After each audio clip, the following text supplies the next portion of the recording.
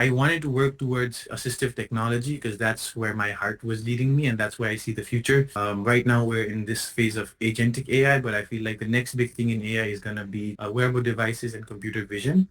The smart glasses for the visually impaired. So algorithm that will better this theory in AI called reinforcement learning. So let's talk about the robot arm, right? So robot arm uses reinforcement. Was it like intimidating, like when you first arrived? Always dream bigger, always push yourself. Don't think you're less than anyone else. I always enjoy talking with you. You've been a constant source of mentorship.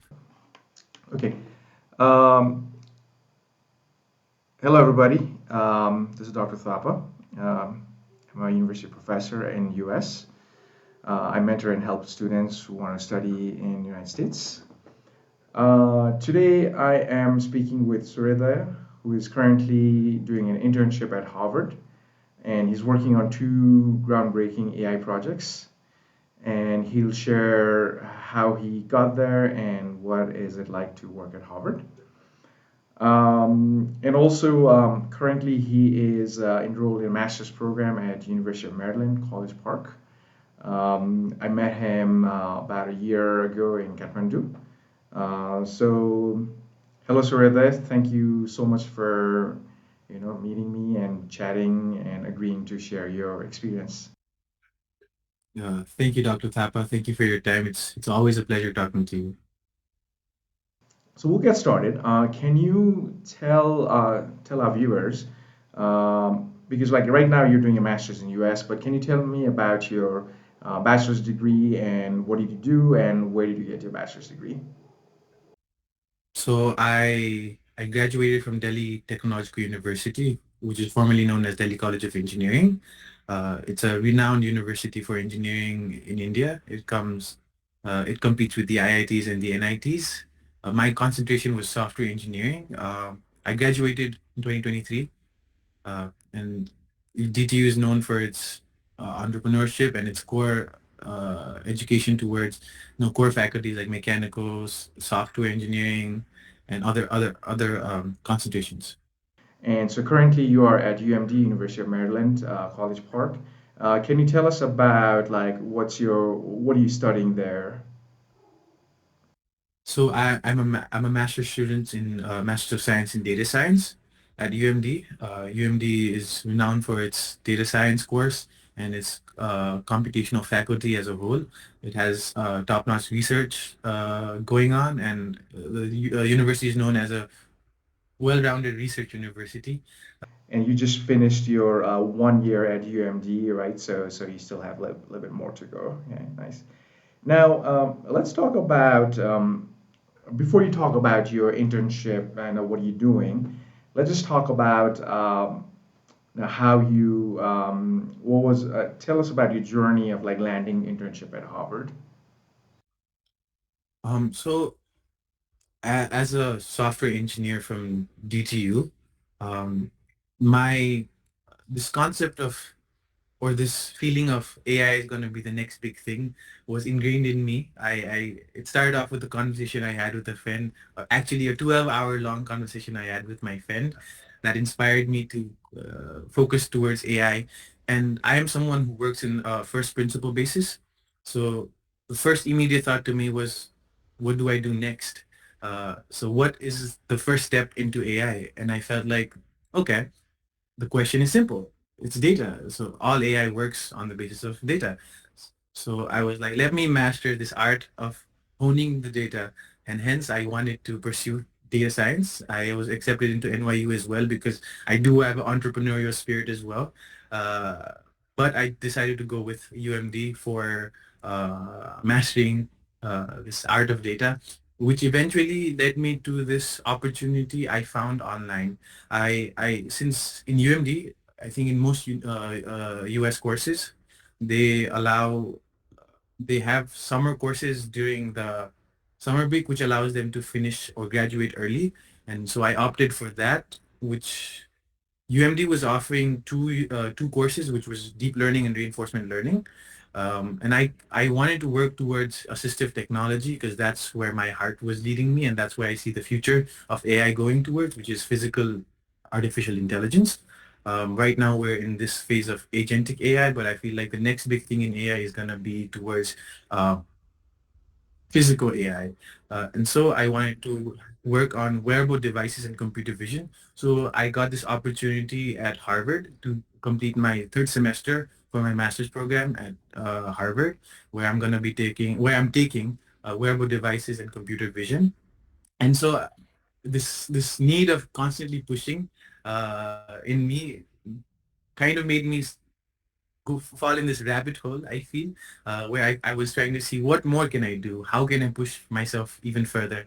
And so I came across this opportunity under Professor Dr. Mengyu Wang. I came across this website which from Harvard, which was the AI and Robotics Lab.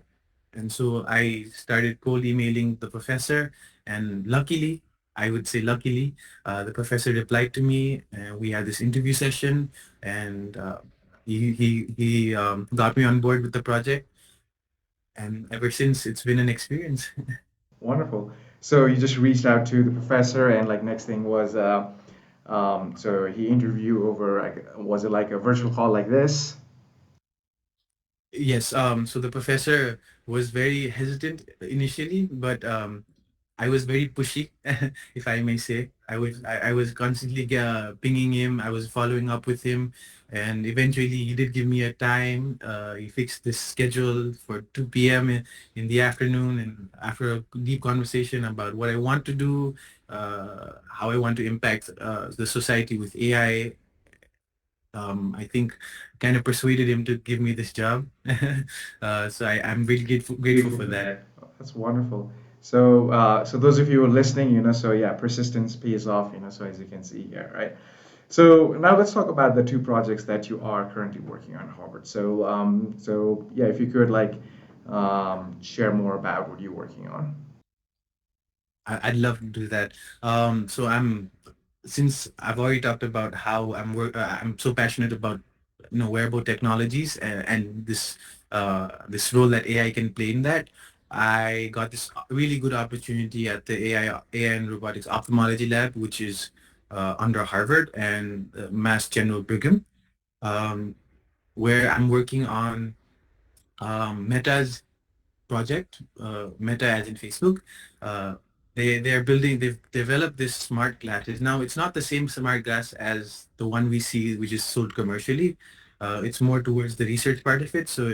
But I got this opportunity, really interesting opportunity to work with the smart glasses for the visually impaired. So our test cases are more centered towards how we can assist the smart glasses for the visually impaired. Now, it's when I say visually impaired, it's not just complete blindness, but people with partial blindness as well. We're just trying to see what we can achieve with this device and how we can help it in a real world scenario for the visually impaired.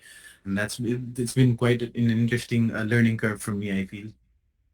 And for the second project, I'm assisting a postdoc from MIT on a surgical eye robot. We're working on an algorithm that will better this theory in AI called reinforcement learning, which is I think it's a reinforcement learning is training with it's a common terminology used for training dogs as well, where basically someone is rewarded for the good they do, and they're penalized for anything wrong that's done. We're just trying to make the reinforcement learning process of the surgical arm a little better, because in terms of robotics, I feel it's the more knowledge, general knowledge the robot has in doing tasks, the better it performs. So we're trying to see what we can do in terms of the algorithm. Wonderful. Um, so I was actually looking at the Aria glasses on the website earlier today, and they look quite fascinating. And yeah, so I think so Aria 2 glasses. I think like as you're watching, the person is wearing those glasses, and like the thing is like collecting data. So I think the real use case I think they showed was like so somebody like who's visually impaired in like a supermarket, and they want obviously they can navigate to where the onions are, right? So and basically the real time the glasses is processing and it's directing that person towards the aisle where there's onions, and the glass says, okay, so you've reached the onion aisle, and they can pick it up. But let's talk more about these AI glasses, right? So how do you see this like technology like helping out like next say when it matures, like let's say 5 years or 10 years, whenever the timeline is, or maybe less. I don't know what the maturity for that is. Um, the prediction for assistive technology is, according to statistics, is forecasted in early 2030, which seems to be where this technology will come into massive boom and in production. In terms of in terms of assistance towards special use cases such as the visually impaired, I feel like the technology is gonna seemingly integrate into our lives. When it as now the project I'm working on seems to dive into use cases such as, a visually impaired person might have a lack of sense of direction, or but the person might know how many steps to take towards a certain distance. So what we've achieved in the glasses is, being able to give the visually impaired person a sense of audio output, which will direct them, because the glasses have a lot of sensors, and also has a output mic, which directly talks to the person. If I were to explain it in a layman term, it's kind of like talking to Siri. You're asking Siri, but everything's done in real time. You give Siri eyes. That's what we're doing. To put it in layman terms.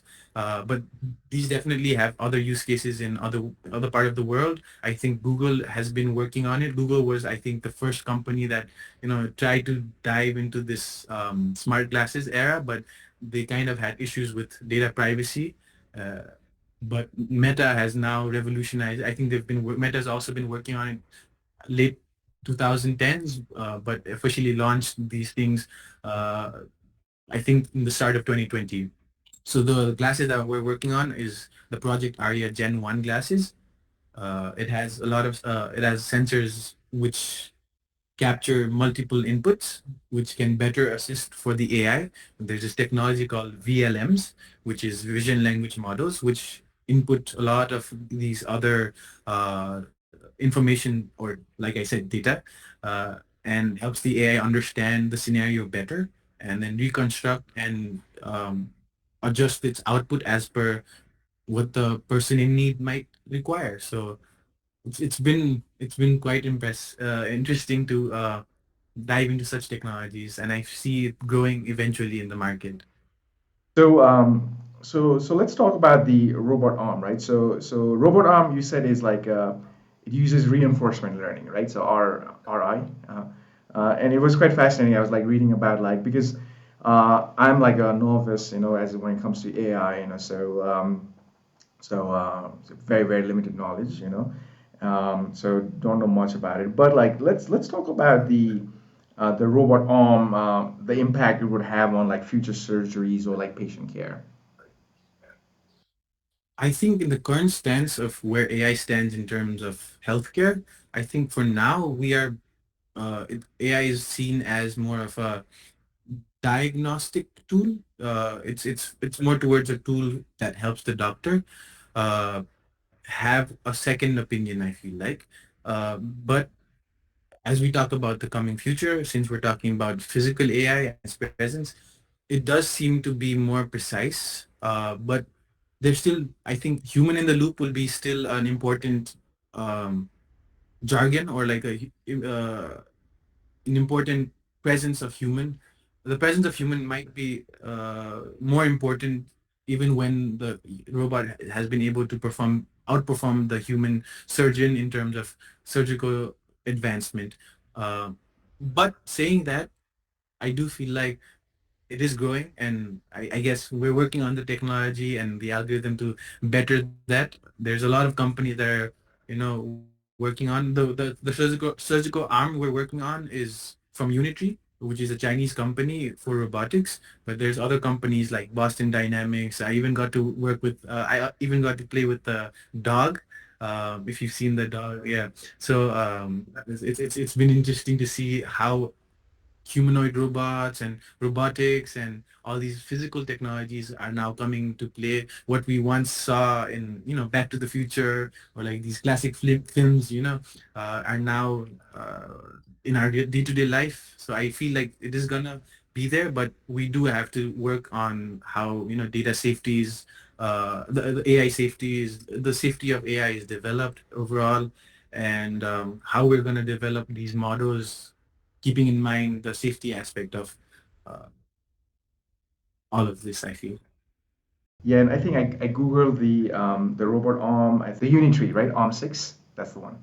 Hmm. And I think there were like several fruits like placed on the floor, and like, like just there was like, for example, orange, apple, and they were like grapes, so I was impressed that like the way it caught like I thought like it was gonna squish the grape, right? But it was like pretty gentle with that, and it placed it over here, which was, which was cool. I thought, but so coming to like lab, you're working at Harvard, so early on, right? So did you face any challenges when you got started, like for your first week or first day?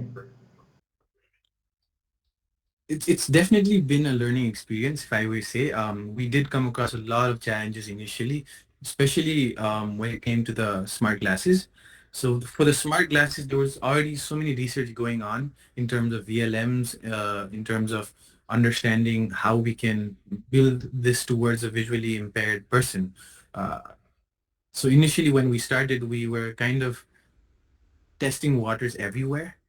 We were not sure where to start from, but now I think we have a better understanding of what we want to do and how we would want to assist them. So for now, what we've jotted down was, initially when we started, we were trying to find what BLM does performs the better, or which AI model performs the better for best for this use case. And after jotting that down, we went to the next step, which was, okay, now we have the best performing model. Now, how do we, train it towards these test cases? And it should be real world scenarios where we're testing these. So we've jotted down the ideas, and now we're curating some data sets, and we're working towards bettering this existing technology for anyone else that's gonna foresee and for work on this technology further on. So we're just having these pioneer problems, I feel. Right. Uh, so was it like intimidating, like when you first arrived, you're like working in such a big lab, I mean, obviously the brand name Harvard, and like working with like obviously a professor that you're working with, I'm sure, who is like very accomplished in their field, so was that factor for you? Initially, before coming into the lab and joining Harvard, I was um, overwhelmed. I did think it was going to be overwhelming for me, but without trying to sound too pompous or too, arrogant, I feel like it for me, Harvard and the lab had the sense of belonging. As soon as I walked in, from the supervisor to the postdoc to the lab mates, everyone, I feel like everyone has, at least in Harvard, what I see is everyone has a sense of community. They want to help each other, and they're always ready to, ask questions. They're open for open intellectual stimulating conversations. We're not only limited to, talking about um, AI as such. So the first, if I can share an anecdote, the first thing that, the first one of the first experiences at Harvard was me going to the dining hall at Harvard, and 5 minutes into the conversation, someone random just sat with me in front of the dining, and we started talking about, world politics. We started talking about economy. We started talking about how fashion is, transferring and changing, or dictating the state of economy overall, which was like very stimulating, and this gave me like a sense of belonging. I feel like they're very warm people, and I am more than happy, and I feel like this is where I belong right now. I think, and that's true, like if you go to these big name schools, Harvard, Yale, Cornell, Princeton, it can be very intimidating early on, and I think, but I mean, ultimately they're just human beings, right? And yeah, so and that's the similar stories I've heard from other my friends and people I've mentored, that they experienced there, so yeah, yeah, research labs are like fun, and your PI, your professor, they're more than willing to help you out, guide you and all that. So that's good. So kind of like I'm gonna pick on that topic. So it seems like a little bit outside of your internships and research, right? So it seems like, have you met like a lot of people? How is it like, like let's talk about like food and like the Cambridge neighborhood, and like how has life been like, let's say, outside of research for you? So Boston, I feel, is very beautiful. I think I'm in the right season to be here as well, because I think Boston winter is a little scary, but Boston summer seems to be pleasant. I'm enjoying the weather. Outside of that, I'm a big Suits fan. So if anyone has watched the series Suits, I had to go to Pinocchio's and try out the pizza. So I have a friend at Harvard, and we both went and tried Pinocchio's. Uh, it's been pretty good, and the best part about Boston, I think, is everything's interconnected in terms of the the public transport. So it's very convenient to travel as well. So it's been easy. In terms of Cambridge, I feel the environment itself is very it's very different. I don't know the right word to explain it, but it's been very very unique. It's been an experience for sure. I'm learning everything. I'm learning new things every day. I'm getting to meet very interesting people every other day. Uh, we often, sometimes it even feels like a movie that I'm here. But it's it's it's been fun, I feel, and I'm trying my best to interconnect with people. I'm trying my best to network with people I want to, or align with my vision. Um, and it's accessible here, which seems to be promising to my needs, I feel. Well, I'm glad you're having a wonderful experience. And coming back to that Suits and pizza, is that because I've watched I think the first season or maybe the second season up to that of Suits, been a while. Is that the pizza where like who is the character? Mike? Yeah, Lewis. Lewis. Yeah, Yeah, Lewis Lewis is is asking asking the Mike if the he's, quiz, right? Like where they're like quizzing about this quiz about Harvard, and he yeah, hasn't been yep, to yep, that, yep. Yeah, okay, that makes Yeah. sense. So, So, uh, so so if if I I even even had had this this quirky quirky post post set set up. up. I I posted posted a a story story on on Instagram Instagram saying, saying, okay, okay, Lewis, Lewis, this this is is proof proof that that I I am am in in Harvard. Harvard. So, So great. it's And fun. It's fun. It's and fun. It's definitely I kind fun. of agree, like the neighborhood, surrounding, Harvard, the Cambridge area. It's different than other like college towns in U.S. and I've been to. And then I guess like so the people who are watching, I guess, like who are dreaming of internships at Harvard or big name schools, what advice would you give them? And you've already talked about your experience, but would you like to add anything else to that for students who are interested in internships at Harvard? I feel, very honestly, I feel like I'm not the smartest in the room always. And I feel like, sometimes that's a good thing that you're not the smartest in the room. I always had this sense of pushing myself.